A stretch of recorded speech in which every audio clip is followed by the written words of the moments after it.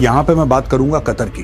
Qatar को इतना damage किया है ईरान ने, इतना ज्यादा डैमेज किया है, सऊदी अरब को डैमेज करा है कि वो कहते हैं कि कई साल तक ये डैमेज पूरा नहीं होगा। 17% कतर की जो एलएनजी की कैपेसिटी है वो 5 साल के लिए गई। ईरान ने मिसाइल मारी, ड्रोन मारे और 100 अरब का नुकसान पहुंचा दिया। रमजान में पाकिस्तान ने 400 अफगान एक अस्पताल के अंदर मार दिए, रमजान में ही मारे ना। आज की तारीख में अमेरिका यह चाहता है कि किसी तरीके से वो चुपचाप से निकल जाए यहां से। $200 पर barrel, that is the target. 110 इन्होंने अचीव कर लिया ईरानियों ने, अब $200, अब चीखें निकल रही हैं। ये जितने भी वेस्टर्न कंट्रीज हैं जहाज भेजने की बातें कर रहे हैं, सबको सिर्फ इसकी फिक्र है, बाकी दुनिया बाढ़ में जाए।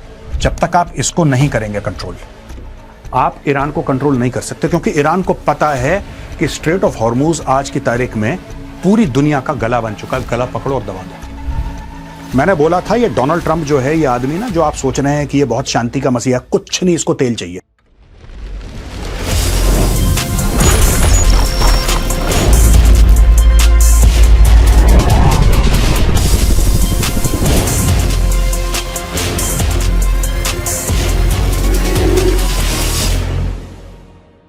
जय हिंद दोस्तों, मैं हूं मेजर गौरवारी और आप देख रहे हैं द चाणक्य डायलॉग्स। दोस्तों, वीडियो शुरू करने से पहले मैं आपको बताना चाहता हूं कि टाइम्स ऑफ इंडिया के साथ चाणक्य फोरम की एक अग्रीमेंट हुई है, जिसके तहत हम एक नया प्रोग्राम बनाते हैं। चाणक्य फोरम बनाता है, इट्स कॉल्ड ओपन कॉलर। कई लोगों ने मुझसे ये बोला, खासतौर से साउथ इंडिया में हमारे भाई बहन हैं जो कहते हैं कि we are more comfortable in English, है एनआरआईज हैं, बाहर से भी कॉल आते हैं कि मेजर साहब we want your content in English also. तो ये हमने क्रिएट करा है content open collar in English, जहां पे मैं या तो आप देख सकते हैं पीस टू कैमरा, या फिर आप स्मार्ट बोर्ड पे जिस तरीके से मैं समझाता हूं उसी तरीके से इंग्लिश में मैंने समझाया है। अलग अलग टॉपिक्स, हफ्ते में 2 बार, मंडे और थर्सडे को ये आता है और आप इसको देखिए। और लेटेस्ट जो हमारा एपिसोड कल शाम को रिलीज हुआ था टाइम्स ऑफ इंडिया की वेबसाइट में, उसका लिंक मैंने डिस्क्रिप्शन बॉक्स में डाल दिया। क्लिक कीजिए एंड वॉच दिस प्रोग्राम और फीडबैक जरूर दीजिएगा, हाउ आई कैन इंप्रूव। चलिए दोस्तों, चलते हैं वीडियो की ओर। ये जो आग लगती है आप देख रहे हैं दोस्तों, ये अलग अलग जगह से फोटोग्राफ्स आई हैं, लेकिन that is not the issue here.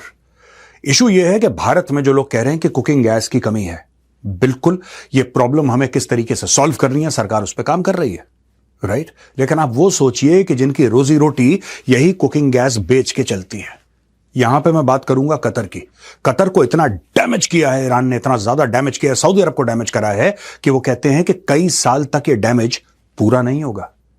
चलिए मैं आपको दिखाता हूं कि एग्जैक्टली ईरान ने किया क्या है। दोस्तों, एक खबर रॉयटर्स की है। Iran attack wipes out 17% of Qatar's LNG capacity for up to 5 years, Qatar energy CEO says. 17% Qatar की जो एलएनजी की कैपेसिटी है वो 5 साल के लिए गई। अब इसको रिपेयर करने में देखिए, ड्रोन मारी, मिसाइल मारी, ये सब हुआ। उसके बाद क्या हुआ नेक्स्ट स्टेप? बात यह कि 5 साल के लिए कतर सफर करेगा। 17% बहुत होता है दोस्तों, और 17% तब बहुत होता है क्योंकि कतर का असली पैसा कहां से आता है? इसी से आता है। ये जितने भी गल्फ स्टेट्स हैं, छोड़, आप दुबई को अलग कर दो 1 मिनट के लिए। Dubai is the financial economic hub, trading hub, banking hub, tourism hub. तो दुबई का बहुत ज्यादा पैसा जो है वो तेल पे डिपेंडेंट नहीं है, लेकिन उसके अलावा पूरे मिडिल ईस्ट में जो भी अमीर ये देश है, इनका पैसा आ कहां से रहा है? ऑयल एंड गैस से आ रहा है। ना तो ये कोई सॉफ्टवेयर बना रहे हैं ऐसी कोई, ना ये कोई ऐसी वैक्सीन बना रहे हैं। ये तो जमीन खोदते हैं, तेल निकालते हैं, गैस निकालते हैं और they made a lot of money. अब उधर ईरान ने अटैक करा है तो ये देखिए 17%, ये कह रहा है 5 years तक चला गया। Iranian attacks have knocked out 17% of Qatar's liquefied natural gas export capacity, causing an estimated $20 billion lost in annual revenue and threatening supplies to Europe and Asia, Qatar Energy CEO and State Minister for Energy Affairs told Reuters on Thursday. अब ये कह रहे हैं कि 20 billion annual, 5 साल, 1 साल का 20 billion, 5 साल का $100 अरब। आप एक ये बात समझिए कि ईरान ने मिसाइल मारी, ड्रोन मारे और $100 अरब का नुकसान पहुंचा दिया एक झटके में, $100 अरब। और खुद उनका सीईओ कह रहा है कि भाई ये अगले 5 साल तक ठीक नहीं हो पाएगा। मैं पहले आपको बता रहा हूं ये इशू होने वाला है। अब भारत की जो एलएनजी है यहां से आती है। अगर कल भारत में प्रॉब्लम होती है, राइट, तो सरकार फिर कहीं और से लाएगी, बात करेगी कनाडा से, कहीं से, बिकॉज वी हैव टू, हमारे जमीन के नीचे तो होता नहीं है इतना ज्यादा, ये हमें तो इंपोर्ट करना पड़ेगा, तो government of India will go there. But just imagine Qatar के साथ क्या हुआ है, कतर किसके पास जाएगा बताओ? वहां पे आग लग गई है and $100 billion gone, wiped out. Saad Al Kaabi said 2 of Qatar's 14 LNG trains and one of its 2 gas to liquid facilities were damaged in the unprecedented strikes. The repairs will sideline 12.8 million tons per year of LNG for 3 to 5 years. I never in my wildest dreams would have thought that Qatar and the region in such an attack, especially a brotherly Muslim country in the month of Ramadan attacking us this way, Kaabi said. अब ये दोस्तों, ये सब ये public statement होते हैं, brotherly Muslim country, Ramadan में पाकिस्तान ने 400 अफगान एक अस्पताल के अंदर मार दिए। रमजान में ही मारे ना, रमजान में तो मारे। वो 400 जो थे वो मुसलमान तो थे, जो अफगानिस्तान के अस्पताल में मार दिए। दे वर इनसाइड हॉस्पिटल, वो डी एडिक्शन सेंटर था, मारी वहां पे, मिसाइल मार दिए लोग रमजान। तो ये सब ब्रदरली मुस्लिम कंट्री, सब देखिए साहब, ये सब जियो पॉलिटिक्स है, ठीक है। आज की तारीख में कतर सेंगे आपने मार दिया, कैसे? वाइल्डेस्ट ड्रीम्स क्या है? आप देखिए, साफ सीधी बात है। ईरान क्या चाहता है, मैं आपको शॉर्ट में बता देता हूं, then I will go to the next slide. Israel क्या चाहता है, ईरान क्या चाहता है, यूएस क्या चाहता है, अलग अलग चीजें चाहते हैं ये लोग।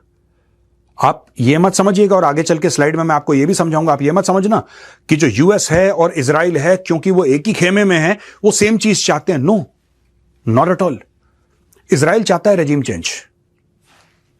Let's be very clear, Israel wants regime change, क्योंकि इजराइल ये कहता है कि आज की तारीख में अगर आप इनका न्यूक्लियर बर्बाद भी कर दोगे, अगर आप इनकी बैलिस्टिक मिसाइल डेवलपमेंट कैपेबिलिटी बर्बाद भी कर दोगे ईरान की, लेकिन अगर वही रेजिम, वही स्ट्रक्चर, वही सरकार रही, दिमाग तो वही रहेगा। आज से 5 साल के बाद फिर ये बोलेंगे अच्छा चलो इतने पैसे लो, चुपचाप से कोने में शुरू करो पहाड़ के नीचे। कौन जाएगा, कौन रोकेगा फिर बार बार? इजराइल ये चाहता है। आज की तारीख में अमेरिका यह चाहता है कि किसी तरीके से वो चुपचाप से निकल जाए यहां से, एक इज्जत के साथ उसका एग्जिट हो जाए, क्योंकि डोनाल्ड ट्रंप को समझ में नहीं आ रहा कि ईरान का करें क्या। उसने खुद बोला था कि हमने कभी सोचा नहीं था कि ईरान जो है ये इतना बर्बाद कर देगा, पूरे के पूरे मिडिल ईस्ट को, ऑयल एंड गैस को इतने बर्बाद कर देगा ये। How is it possible? उसने खुद बोला है, I did not think about it. अच्छा, ईरान क्या चाहता है? ईरान कुछ नहीं चाहता दोस्तों। ईरान पूरे दुनिया का, पूरे विश्व का दर्द बढ़ाना चाहता है। ईरान इतना दर्द बढ़ाएगा, ईरान के प्लान के मुताबिक इतना दर्द बढ़ाएगा कि इतनी चीख पुकार होगी दुनिया भर से, और वो चीख पुकार होगी, वो इमेंस डिप्लोमेटिक प्रेशर बनाएगी इजराइल और अमेरिका के ऊपर। And that is Iran's plan. चीखें निकालो, इतनी ज्यादा चीखें निकालो कि लोग छाती पीट कि सब हो क्या रहा है, हो क्या? क्योंकि दुनिया का बहुत ज्यादा जो एनर्जी है वो मिडिल ईस्ट से आती है, बहुत ज्यादा। देखिए, रशिया से भी आती है, नो डाउट, आपकी वेनेजुएला से आती है, आपकी कनाडा से आती है, आपकी यूएस से आती है, कई देश हैं, ऐसी बात नहीं कि सिर्फ मिडिल ईस्ट, लेकिन बहुत बड़ा चंक मिडिल ईस्ट से आता है। और दो जो ग्रोइंग इकोनॉमीज हैं या टॉप पे जा रही हैं, जो शूट अप कर रही हैं इकोनॉमीज, चाइना और इंडिया, हमारे लिए तो मिडिल ईस्ट हमारा नेबर है, and it's not very far from China also. ठीक है, सी रूट बहुत दूर है, लेकिन अगर आप लैंड रूट देखें, इट्स नॉट वेरी फार। आप ईरान, अफगानिस्तान, चाइना, सीधी बात है। तो इट्स नॉट वेरी फार, और इंपैक्ट पड़ रहा है। तो that is what Iran is trying to do. चीखें निकालो दुनिया की, ऐसे जिसको कहते हैं ना गैस होती है, अब कुकिंग गैस की आजकल बात चल रही है, तो आपने फुल कर दी गैस, पानी उबल रहा है। That is what Iran seeks to do. दर्द बढ़ाओ पूरी दुनिया का कि चीख पुकार निकले। State-owned Qatar Energy will have to declare force majeure on long-term contracts for up to 5 years for LNG supplies bound for Italy, Belgium, South Korea and China due to 2 damaged trains, Kaabi said. Force majeure conditions हम पहले भी discuss कर चुके हैं दोस्तों। force majeure वो होता है कि साहब इसके बारे में हम कुछ नहीं कर सकते। आपका मेरा कॉन्ट्रैक्ट है, आपने मुझे पैसे दिए, मुझे आपको सामान देना है, लेकिन मेरे वेयर हाउस में आग लग गई, मेरे वेयर हाउस में हमला हो गया, कोई अर्थक्वेक आ गई, ठीक है, बाढ़ आ गई, कुछ ऐसी चीजें जो मेरे कंट्रोल के बाहर हैं। बात यह नहीं कि प्रोडक्शन और हड़ताल हो गई, सब not these things. Force majeure बहुत बड़ी चीज होती है, which is out of control. तो अब इन्होंने फोर्स मेजोर डिक्लेयर कर दिया, भाई ठीक है, हमने आपको प्रॉमिस किया था कि हम आपको एलएनजी सप्लाई करेंगे, हम नहीं कर सकते, हम नहीं कर सकते। It is force majeure, it is beyond our control. Iran हमारे ऊपर मिसाइल मार, दैट्स बियॉन्ड आवर कंट्रोल। हो गया, अब क्या करें? तो सबको सॉरी बोल दिया इन लोगों ने। यहां पे ईरान ने धमकी दी है अनकंट्रोलेबल कॉन्सिक्वेंस की। Iran hit Saudi's Aramco and Kuwait refinery following Israel attack on South Pars. अब हमने कतर की बात करी थी, 17% गैस उनकी जो है 5 साल के लिए लॉक हो गई, $100 अरब का लॉस हो गया है। When I say lock, I mean they will not be able to bring it out because of the damage to the infrastructure. That is what I mean by this word. So, एक तो वो है। अब हम बात करेंगे साहब Kuwait की और सऊदी अरब की। ये देखिए साहब, Iran stepped up attacks on energy sites across the Gulf on Thursday, hitting the Samref refinery in Saudi Arabia. The facility is a joint venture between Saudi Aramco and ExxonMobil. तो दोस्तों, एक America की, एक Saudi की, जाहिर सी बात है। The attack comes after Iran condemned the earlier strike on South Pars with its president Masoud Pezeshkian, warning of uncontrollable consequences that could engulf the entire world. Iran also struck liquefied natural gas facilities in Qatar and targeted 2 oil refineries in Kuwait, setting them ablaze. Saudi, Qatar, and the United Arab Emirates condemned the attacks. Saudi Arabia's top diplomat said strikes on the kingdom meant what little trust was there before has completely been shattered. अब ये सब बातें हैं दोस्तों, ये सब बातें हैं। या तो आप खुद को डिफेंड कर लीजिए या आप अटैक करिए, आप कुछ तो करिए। ये बातें करने से कुछ नहीं होगा। एक तो ये बात है। दूसरी चीज ये है कि साहब, ये जो डिप्लोमेटिक, जियोपॉलिटिकल और पॉलिटिकल प्रेशर है, ये कैसे काम करता है देखिए। अब अटैक करा इजराइल ने, अब ये दोस्तों, ये इजराइल है, ठीक है जी। अब हम ये कह रहे हैं कि इजराइल ने यहां से हमला किया इस इलाके के आसपास। ब्रॉडली बता रहा हूं, मोटा मोटी बता रहा हूं आपको, आई कुड बी रॉन्ग। यहां पे ये साउथ पार्स की बात मैं कर रहा हूं। जब इन्होंने वापस कार्रवाई करी ईरान की, अच्छा ये इलाका जो है यहां पे, this is under control of Iran, this part. तो जो साउथ पार्स है उसमें कुछ इलाका कतर के पास है, कुछ इलाका ईरान के पास है। अब जब इनके ऊपर हमला हुआ तो ईरान को चोट पहुंची। ईरान ने बोला नहीं साहब, हम यहां पे हमला करेंगे, हम यहां पे हमला करेंगे और हम यहां पे हमला करेंगे। यहां पर भी हमला किया है लेकिन बाद में किया है, ठीक है। हाइफा रिफाइनरी पे दोबारा हमला किया है लेकिन वो बाद में किया है। सबसे पहले इनको सॉर्ट आउट कर दिया उसने। अब इनको क्यों सॉर्ट आउट किया उसने, आप समझिए क्यों कर रहा है। और अगर आप पूरा देखेंगे, अगर आप एनालाइज करेंगे दोस्तों, कि ज्यादातर मिसाइल ईरान ने कहां मारी हैं, हमला कहां से आया। देखिए अमेरिका दूर है, उसको छोड़ दीजिए 1 मिनट के लिए, हमला तो इजराइल से आया। मैं आपको गारंटी के साथ कह रहा हूं कि 30-35% से ज्यादा मिसाइल इजराइल की ओर नहीं दागी हैं उसने सबसे ज्यादा इस पूरे इलाके को अटैक किया है जहां से मिसाइल आई नहीं है। आप समझ रहे हैं, जहां से मिसाइल आई नहीं है। इसीलिए जब मसूद पेज़ेश्कियान जो है, ये मसूद पेज़ेश्कियान जो प्रेसिडेंट है ईरान का, जब वो कहता है कि he speaks about uncontrollable consequences, आपने जो हमारे ऊपर हमला करा है इसके जो नतीजे हैं वो अनकंट्रोल, फिर कोई इसको संभाल नहीं पाएगा, ये आउट ऑफ कंट्रोल हो जाएंगे। यानी कि अगर आप यहां पे इस जो गोल मैंने बनाया है यहां पे, अगर आप यहां पे अटैक करेंगे तो दुनिया का एक बहुत बड़ा ऑयल एंड गैस वाला मामला आप रोक देंगे और चीखें निकलेंगी। और कल मैंने क्या बताया था दोस्तों, जिन्होंने मेरा प्रोग्राम कल देखा है, द चाणक्य डायलॉग्स, $200 पर barrel, that is the target. 110 इन्होंने अचीव कर लिया ईरानियों ने, अब $200। अब चीखें निकल रही हैं, अब छातियां पीटी जा रही हैं कि क्या हो गया। ईरान को पता है, आप ईरान पे कितने भी बम मारिए, आप कितनी भी मिसाइल्स मारिए, उन्होंने कुछ नहीं करना। उनको पता है कि हमारे जो रेंज में, हमारे मिसाइल और हमारे ड्रोन की रेंज में है, इजराइल को मारने से कुछ नहीं होगा। हाँ ठीक है, आपको बदला लेना है, आपने बदले की भावना में मार दिया, लेकिन इजराइल को मारने से होगा कुछ नहीं। Israel is the regional defence super power. आप इजराइल का ज्यादा कुछ नहीं बिगाड़ सकते। आपने कोई बिल्डिंग में मिसाइल मार दी, कोई इशू नहीं है। सबसे ज्यादा डैमेज कब होगा, अमेरिका की चीखें किससे निकलेंगी, क्योंकि ये लोग ये समझते हैं, ईरानियंस जो सही समझते हैं, कि इजराइल और यूएस की पार्टनरशिप में US is the senior partner. आप सीनियर पार्टनर की चीखें निकाल दो, उसकी चीखें कैसे निकलेंगी, बिना एक मिसाइल अमेरिका पहुंचे। अमेरिका एक भी मिसाइल नहीं पहुंची, एक भी ड्रोन नहीं पहुंचा, लेकिन आपने चीखें निकाल दी अमेरिका की। अब मैं आपको आगे चल के बताऊंगा कैसे चीखें निकली अमेरिका की। यहां पे दोस्तों अमेरिका का इतना प्रेशर आया है, कुछ समय पहले यह बातचीत हुई थी कि सारे देशों ने मना कर दिया डोनाल्ड ट्रंप को कि बॉस हम स्ट्रेट ऑफ हॉर्मूज में अपने जहाज नहीं भेजेंगे, ये गल्फ ऑफ ओमान है, हम अपने जहाज नहीं भेजेंगे। 72 घंटे पहले की यह खबर है। लेकिन अब लेटेस्ट खबर यह आई है कि 6 major international powers including Britain, France, Germany and Japan said Thursday that they were ready to contribute to appropriate efforts to ensure safe passage through the Strait of Hormuz। यानी कि स्ट्रेट ऑफ हॉर्मूज में अब एक multinational force आने वाली है। और Donald Trump जब पहले यूके बोल रहा था, ये डोनाल्ड ट्रंप भी ना ये थोड़ा सा कम बोले, मैं बता रहा हूं अमेरिका की परेशानियां कम हो जाएंगी।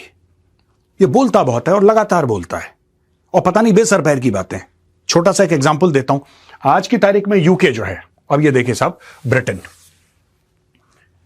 और आप स्क्रीन पे देखेंगे आपको पता लगेगा कि इसने यूके को ताना देते हुए यह कहा था कि साहब अब तो हम लड़ाई जीत गए, अब तुम क्यों आए हो, हमें तुम्हारी जरूरत नहीं है। इसने बोला। फिर 48 घंटे के बाद तुम अभी तक पहुंचे नहीं, क्या बात हो गई? उसने बोला भाई साहब अभी तो आपने 48 घंटे पहले बोला था कि आपको हमारी जरूरत नहीं, आप कह रहे हो तुम पहुंचे नहीं। तो ये Donald Trump, I think he forgets also, he forgets to take his medicine, को दवाई खाता होगा, भूल जाता होगा बीच में। तो अजीबोगरीब हरकतें करता है डोनाल्ड ट्रंप। यहां पे देखिए, we welcome the commitment of nations who are engaging in preparatory planning. The grouping which also includes Italy and the Netherlands said in a joint statement as they condemn the in the strongest terms recent attacks by Iran on unarmed commercial vessels in the Gulf. We express a deep concern about the escalating conflict. We call on Iran to cease immediately its threats, laying mines, drone, missile attacks and other attempts to block the strait to commercial shipping. Freedom of navigation is the fundamental principle.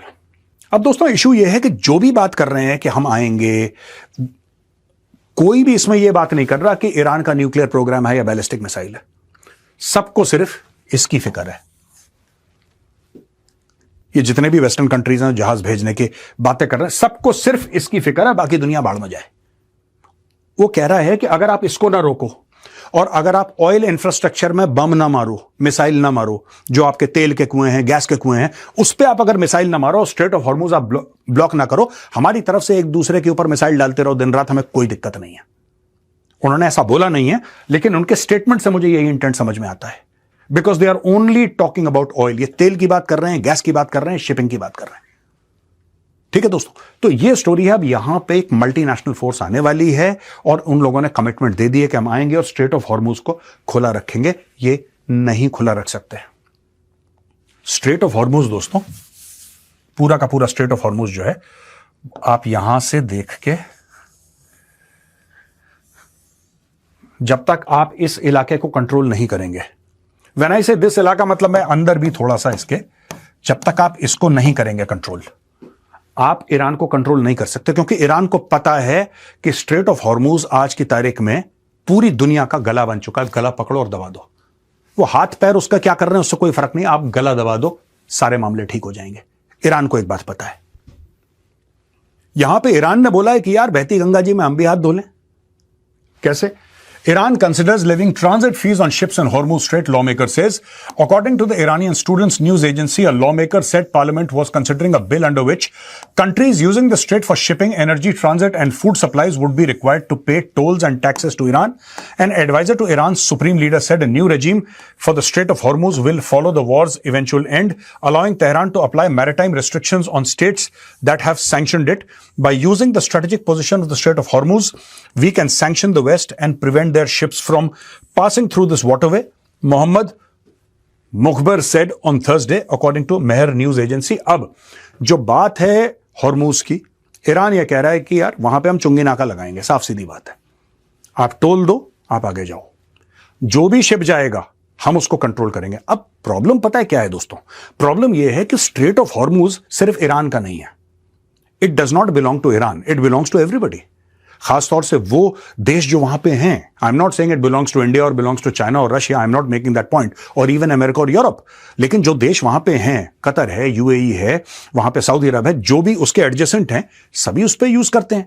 Iran ने बोला कि नहीं, जब ये लड़ाई खत्म होगी, आपने हमारे ऊपर सैंक्शन लगाया है ना, आपने हमारे साथ रोक टोक करी है, अब हम देखना एक एक जहाज जो यहां से निकलता है, एक एक जहाज हम उसको रोकेंगे, हम उससे पैसे लेंगे, वो टैक्स भरेगा, तब आगे जाएगा।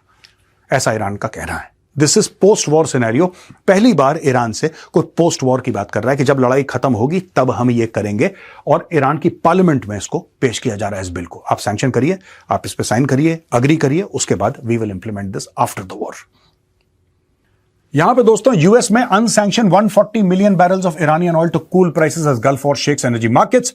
US treasury secretary Scott Bessent said on Thursday that Washington could move within days to allow Iranian oil currently stranded on tankers to enter the market.